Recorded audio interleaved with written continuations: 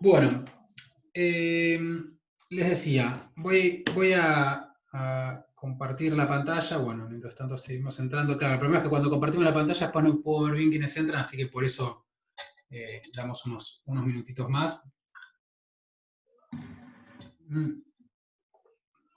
La clase de hoy, digamos, con el título invita a pensar qué tanto, o a responder la pregunta, qué tanto se encuentran vigentes los derechos humanos adentro de las cárceles. Es posible que lo demos por sentado o por descontado como sociedad, que bueno, que cuando encerramos personas, esas personas siguen teniendo derechos, o quizás yo lo doy por descontado, o en algunos círculos se da por descontado, pero bueno, vamos a ver que esto no es tan así. En general suele haber dos caminos o dos vías de entendimiento, digamos, ¿no? De este tema de la vigencia de los derechos humanos en la cárcel. Por un lado es el desconocimiento, digamos, ¿no? Las cárceles funcionan de forma realista, digamos, ¿no? Funcionan como tienen que funcionar, es decir, funcionan bien, digamos, ¿no? Si leemos la letra de la ley, de las leyes, que es un poco lo que vamos a hacer un pequeño repaso hoy, y creemos que las cárceles funcionan como se presentan, digamos, ¿no?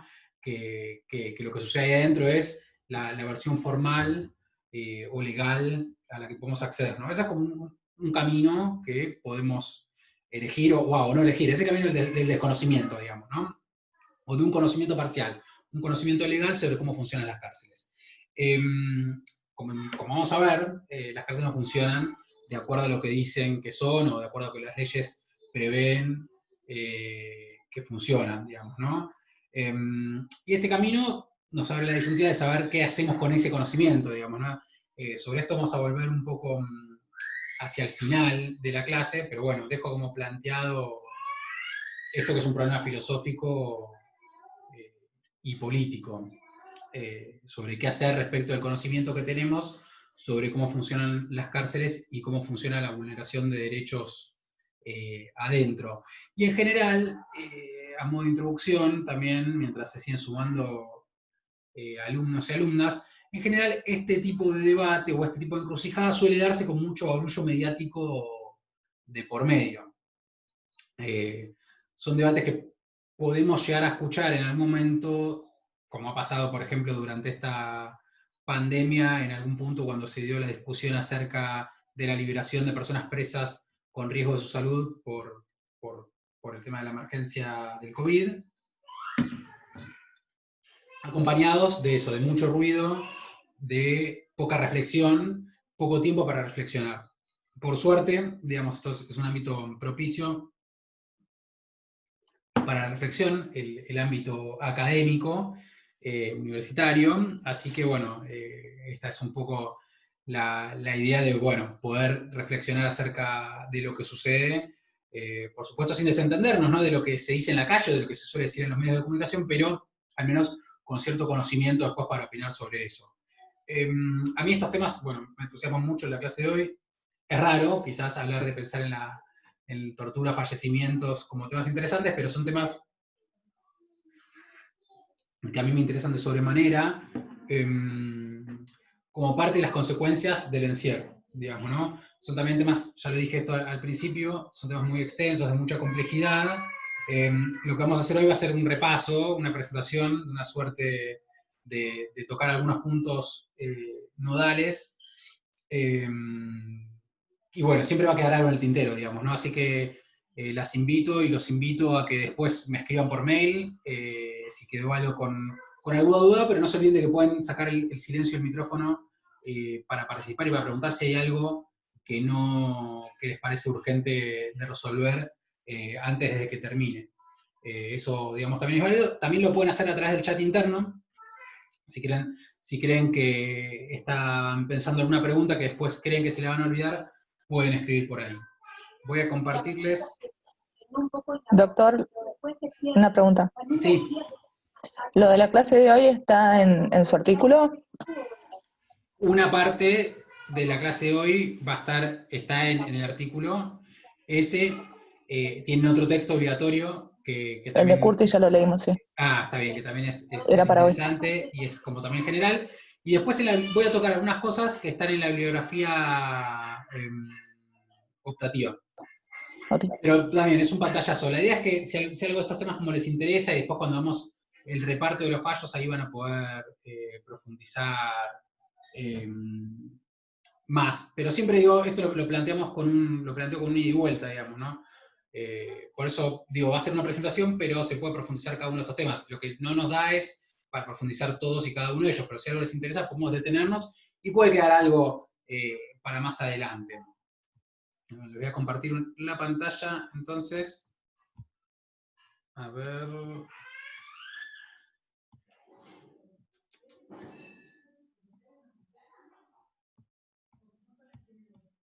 Ahí está.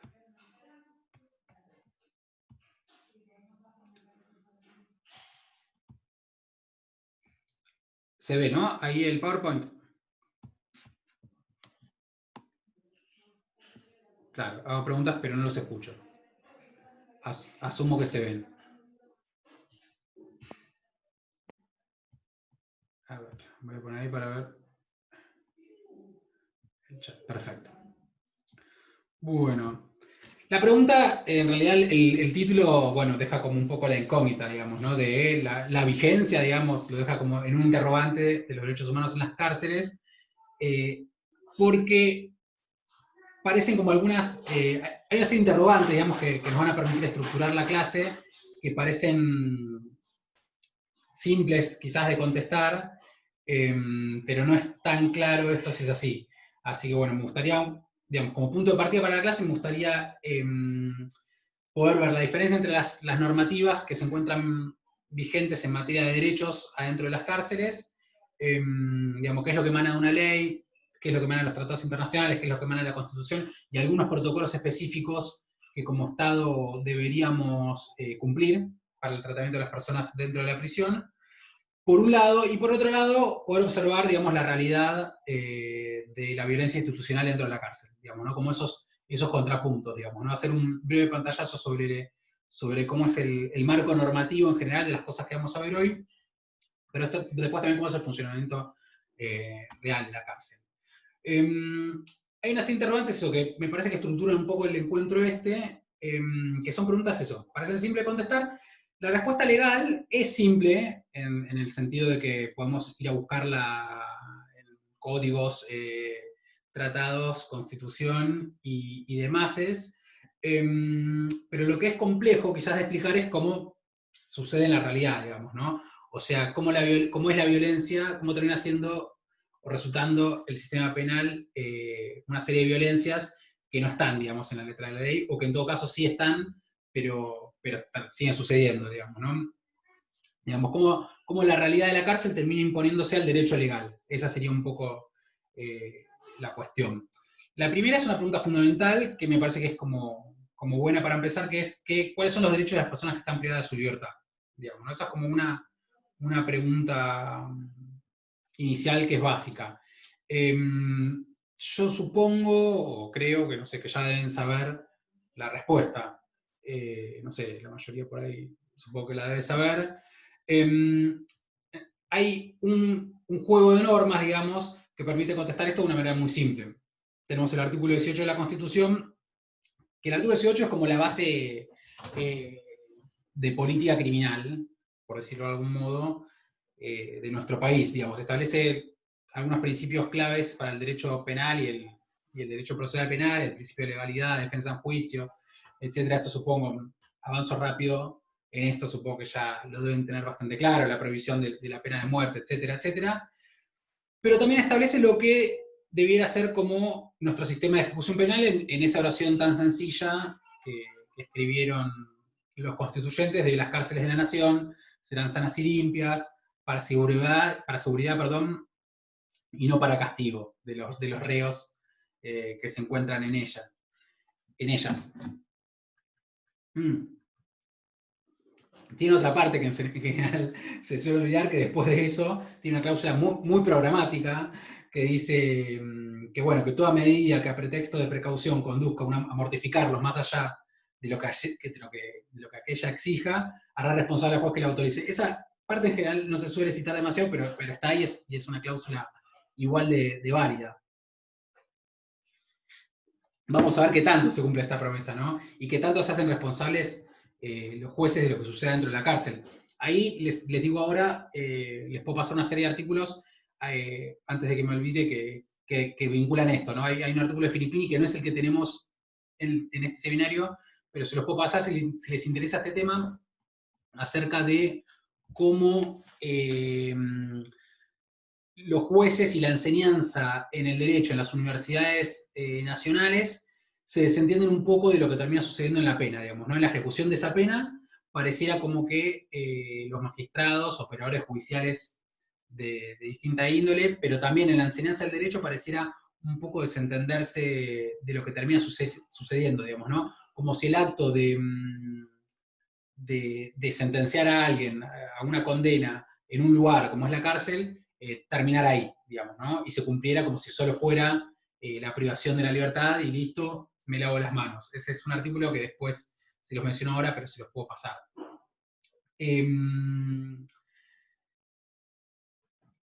Esto lo voy a pasar muy rápido también porque es fácil y es creo que además algo han visto y no me voy a detener hoy, pero también la idea este programa político criminal sobre la ejecución penal de la Constitución está también en el artículo 1 de la ejecución penal, en donde se consagra el régimen de progresividad, digamos, ¿no? Dice que la pena tiene como fin lograr que el condenado adquiera su capacidad de respetar y comprender la ley y la gravedad de sus actos, procurando su adecuada reinserción social.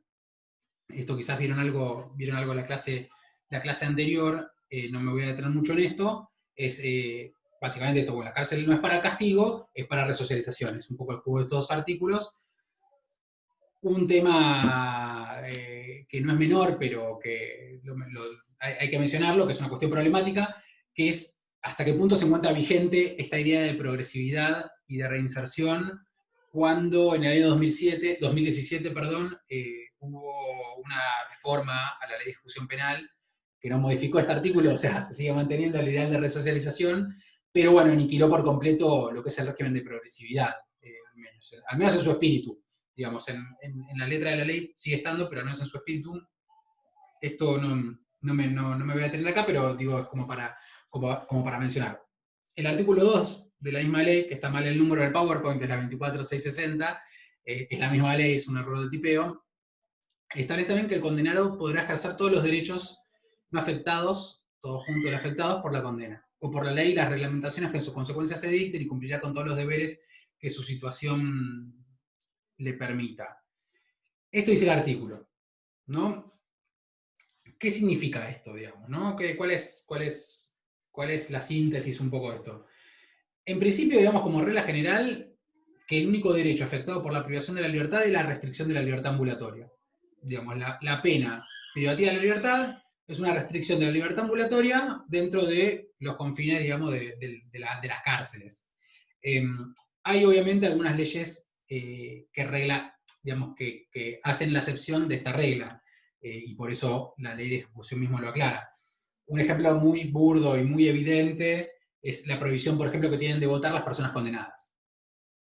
Pero incluso esto hoy sí parece un poco todavía medieval, digamos, ¿no? Que una persona, por haber cometido un delito, no pueda o tenga que renunciar a uno de los derechos políticos más fundamentales que tenemos como sociedad.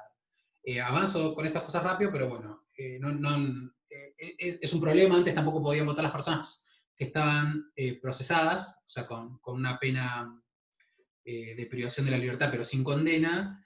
Eso se modificó jurisprudencialmente. Bueno, si les interesa el tema, también hay un par de artículos que después los podemos pasar. Algunos de estos temas también los veremos más adelante, así que tampoco me quiero detener en esto.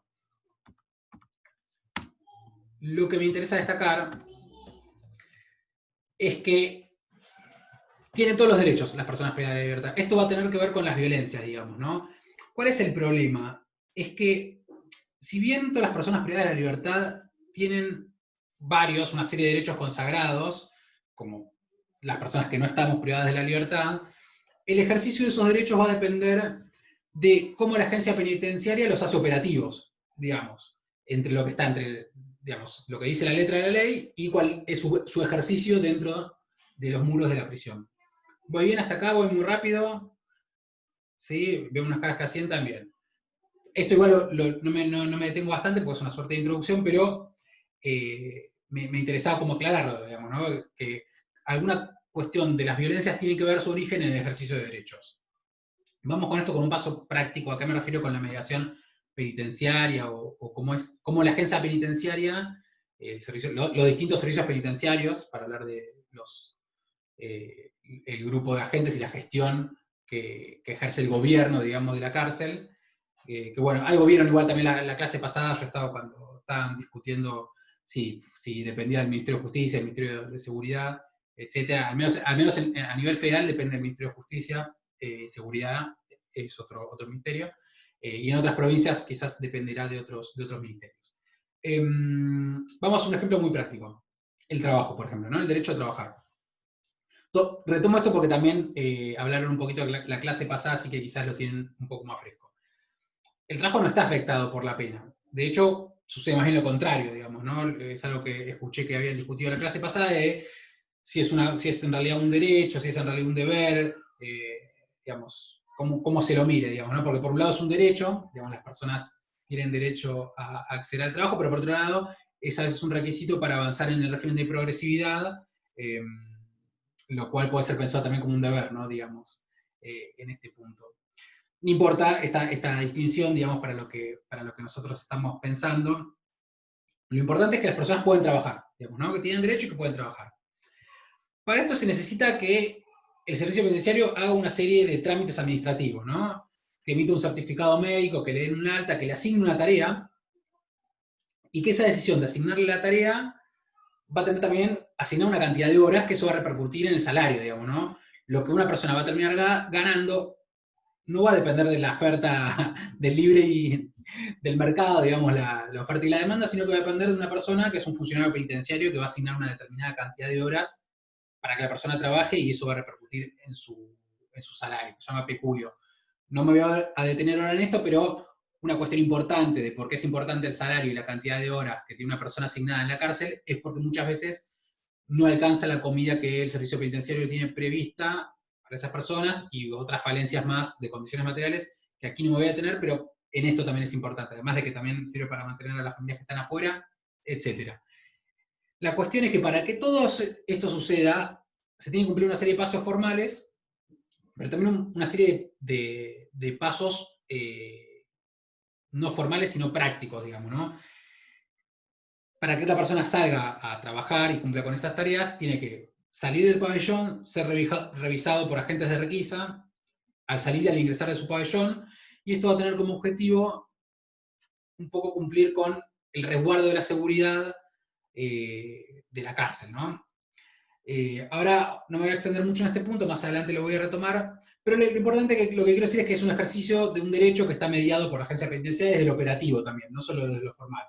Y en el marco de esta mediación, digamos, de cómo esa persona ejerce estos derechos, se van a dar algunas de las violencias típicas de la cárcel, como por ejemplo esto, las requisas, digamos, ¿no? Las requisas, ahora lo vamos a ver en detenimiento, pero las requisas personales, también las requisas colectivas, pero también en este sentido la requisa de la persona, o sea, revisar una persona, va a tener como esta justificación de seguridad, digamos, ¿no? Antes de salir, antes de ingresar a un pabellón, antes de ver a su visita, al volver a regresar a su visita, y va a haber una serie de abusos detrás de estos ejercicios prácticos que van a implicar violencias severas.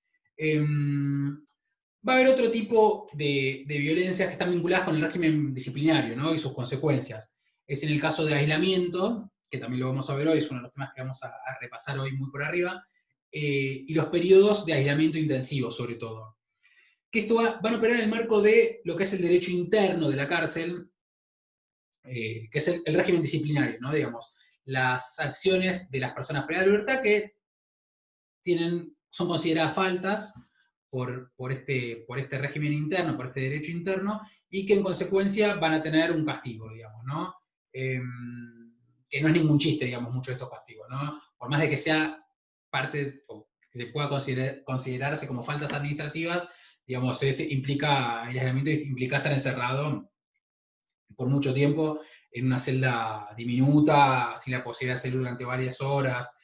Ahora, más adelante, me voy a detener en esto, pero es importante, digamos, ¿no? Está también el ejercicio práctico de ese régimen disciplinario, que está previsto en la ley, esto, ¿no? El régimen disciplinario está previsto en la ley, y el aislamiento, como sanción, está previsto en la ley y en el régimen disciplinario. Lo que sucede es que en la práctica puede ser considerado como castigo, incluso como tortura, como lo vamos a ver. Después, otro de los temas que vamos a abordar hoy, también va a ser un repaso general, al menos de estos temas, tiene que ver con otro tipo de violencias, que son aquellas que los servicios penitenciarios incurren, que afectan derecho en sí mismo, digamos, que no tienen que ver tanto con el ejercicio de otros derechos, que son los casos de torturas y malos tratos, como también muchos de los casos de fallecimientos que están vinculados con acciones en prisión que la agencia penitenciaria realiza o que omite, digamos, ¿no? Sobre todo con el deber de cuidado de los funcionarios a cargo de estas personas. Lo veremos ahora más adelante, pero con cuestiones vinculadas sobre todo, un tema que es importante para tener en cuenta y muchas veces poco observado, es la cuestión vinculada al acceso a la salud, digamos, ¿no? Como muchas muertes en prisión quizás podrían evitarse con cierta diligencia y una atención a tiempo del derecho a la salud. Marta, bueno, estuvo trabajando mucho este tema, así que también después podemos preguntarle a ella o hacer una ida y vuelta, porque bueno, es un tema que es bastante interesante. Vamos entonces con el aislamiento. En el aislamiento vamos a ir tocando esto, como distintos temas que representan las violencias que una persona puede sufrir adentro de la cárcel, presentándolas, aunque sea, y después podemos dar espacio para el debate y problematizarlas. ¿Qué es el aislamiento, digamos, no? En principio, el aislamiento, más allá de su naturaleza, es el encierro dentro del encierro, digamos, ¿no? Pensé que a esta altura de la presentación ya iba a haber avanzado bastante más, pero no. Así que ahora lo que dijimos al principio es que cuando salimos volvemos a entrar a esta misma reunión porque porque no podemos avisar por el campus, yo no estaba pudiendo ingresar. Así que les aviso cuando se termine el tiempo, que faltan 10 minutos, volvemos a ingresar a la misma y nos encontramos acá en este mismo link, en esta misma reunión. Es el encierro dentro del encierro.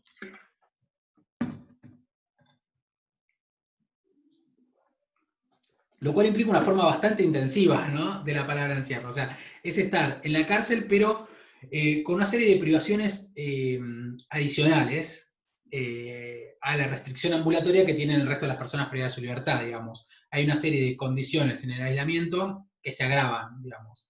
Es una forma peculiar, digamos, de pensarlo, porque se está encerrado, o un poco más encerrado dentro de la cárcel, y puede tener distintas modalidades, como también tiene distintos orígenes. Puede ser, como decía, como una respuesta a una infracción, que es el caso de las sanciones que están previstas en la ley, o sea, el aislamiento es una forma que tiene el servicio penitenciario de castigar algunas infracciones o algunas acciones que son consideradas infracciones, y se establece como un periodo máximo de permanencia, establece así en realidad la ley, lo van a buscar en la ley de ejecución penal, establece un periodo máximo de 15 días de permanencia individual en las celdas. Es así como está. Habla de permanencia individual, digamos. Esto después, en la realidad no es simplemente la permanencia individual en las celdas, por un periodo máximo de 15 días. También puede ser una medida provisional o provisoria, que es como una suerte de medida excepcional, que está prevista también en el reglamento disciplinario, en donde la falta sea considerada grave y resulta necesario la medida provisional para el mantenimiento del orden. Digamos, ¿no? En este caso no hay una sanción formal puesta todavía, pero resulta necesario para mantener el orden, que es una fórmula un tanto laxa, ¿no? También vamos a verlo. En este caso el periodo máximo es de 72 horas, digamos, ¿no? Como medida provisional. Claro que esta medida después se puede extender, o sea, el aislamiento se puede extender, porque una vez superada esta cantidad de tiempo, obviamente puede llegar la infracción formal y puede resultar también el aislamiento, esa infracción.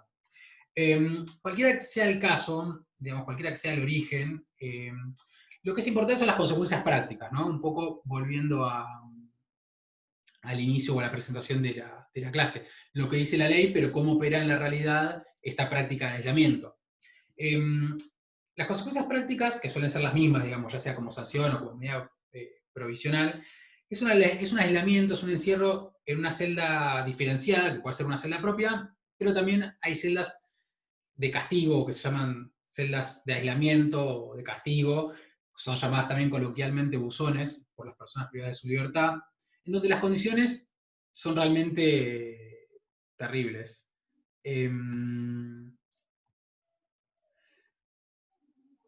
¿Qué pasa ante la defensa del régimen disciplinario? Esa pregunta es importante, es muy buena esa pregunta. Hay un régimen de defensa que de hecho en los últimos años avanzó, donde a partir de la apelación de las personas privadas de la libertad, eh, interviene automáticamente un equipo, estoy hablando del sistema federal, al menos, dentro del Servicio Penitenciario Federal, que es lo que más conozco. Interviene un equipo específico del Ministerio Público de la Defensa dedicado a cuestionar muchas de estas sanciones. Esto va a terminar repercutiendo, si efectivamente esa sanción es apelada, el juez termina decidiendo, o sea, hay un control jurisdiccional sobre las sanciones, esto es importante aclararlo, pero es importante esto, o es relevante esto, para pensar en la afectación formal que puede tener esa sanción, que es una baja en las calificaciones, que va a tener efectos graves, obviamente, porque va a implicar que esa persona, bueno, se le extienda el periodo de la condena o que no pueda acceder a una libertad anticipada, lo cual obviamente es importante, pero esto sucede después de que la cumplió en general. O sea, no existe, o rara vez existe un cuestionamiento legal a una sanción de aislamiento que tenga un efecto inmediato, digamos, ¿no? Que el juez decida de inmediato, saquen a esa persona de aislamiento. Eso no sucede, o sea, desde el punto de vista práctico, el efecto del aislamiento termina repercutiendo sobre esa persona, por más allá de que después esa sanción haya quedado sin efecto a través del control jurisdiccional. ¿Se entiende esto? Pero está buenísima la pregunta porque es un tema sumamente interesante, digamos, ¿no? Hay un derecho de defensa que la persona lo puede ejercer. Por supuesto, también después de estos procesos, en principio, el que decide antes del juez, o sea, hay una forma de después cuestionarlo a través del juez, pero el que decide primero es el director, digamos, del módulo, o sea, es personal penitenciario y los testigos y todo va a ser todas pruebas reunidas por el mismo servicio penitenciario, digamos, no es como si hubiera un proceso en la calle, digamos, ¿no? Por decirlo de alguna forma, donde tiene otro tipo de controles, pero la pregunta está buenísima. Lo que importante es que en términos prácticos es lo mismo, digamos, una persona va a pasar igual esa cantidad de horas o esa cantidad de días en este encierro dentro del encierro.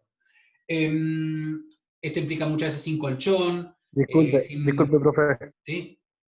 Profe, disculpe, siempre y cuando el tribunal que está a cargo o el de ejecución, no mucho, ejecución no tiene estas medidas, no toma esta medida de tribunales a cargo, antes, cuando bajan la preventiva o cuando se presentan como tribunal a cargo del detenido, dejan claro que dejen en suspenso toda medida de sanción hasta que no resuelva él, el tribunal a cargo. Ahí Puede ha pasado, el ser. Tribunal 4 de San Martín, se maneja así. Ah, bueno, puede ser. ¿Vos sos Julio? ¿Que habías hecho también la pregunta? No. Sí, el Julio Ah, porque Flores. ahora no estoy pudiendo ver quién habla porque tengo la pantalla así, no estoy pudiendo ver. Claro, pero eso deben ser casos muy excepcionales, supongo, por lo que contás. O sea, no debe ser la mayoría de casos que puedan acceder a cuestionarla y que se levante, digamos, esa medida previo. Pero está bueno saber lo que pasa y a mí me parece un tema súper interesante el tema de cómo se discute hacia adentro el régimen, digamos, disciplinario. Con el adentro y con el afuera, ¿no? Es sumamente interesante. estaba describiendo lo de cómo operaba el aislamiento.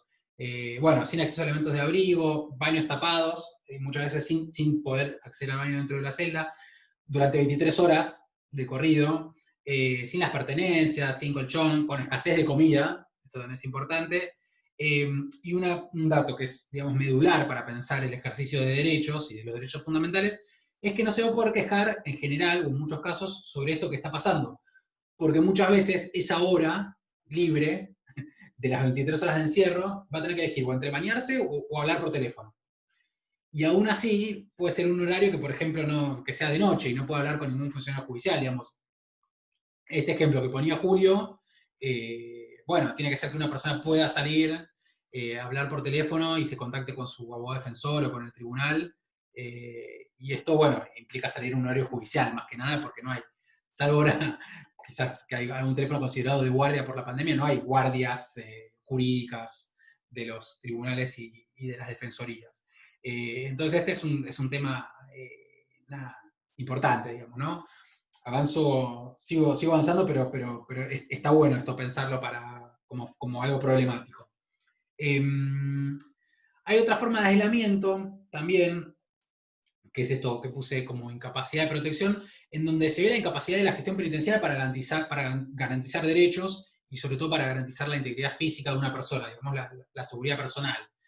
Sobre esto hay protocolos específicos que fueron resultado también de la judicialización de algunos casos, pero básicamente cuando una persona siente que está en riesgo su vida o su integridad física, puede pedir algo que se llama resguardo, que en realidad no tendría que ser así, pero que muchas veces es traducido por el servicio penitenciario como vivir en aislamiento, digamos, ¿no? Como no te puedo proteger, te encierro durante muchas horas seguidas. A pesar de que la decisión es de la persona, digamos, ¿no? La persona siente que está en riesgo su vida o su integridad física y lo pide, ya sea administrativamente o a través de su juzgado, pero esto muchas veces se termina traduciendo operativamente en un aislamiento sin sanción, por decirlo de alguna forma. Después me interesaba destacar la relación entre algunas formas intensivas de aislamiento y la tortura. Esta cita es del relator especial de Naciones Unidas contra la Tortura, desde 2011, la presentación ante la Asamblea Anual de 2011, en donde va a decir que cuando las condiciones físicas y la prisión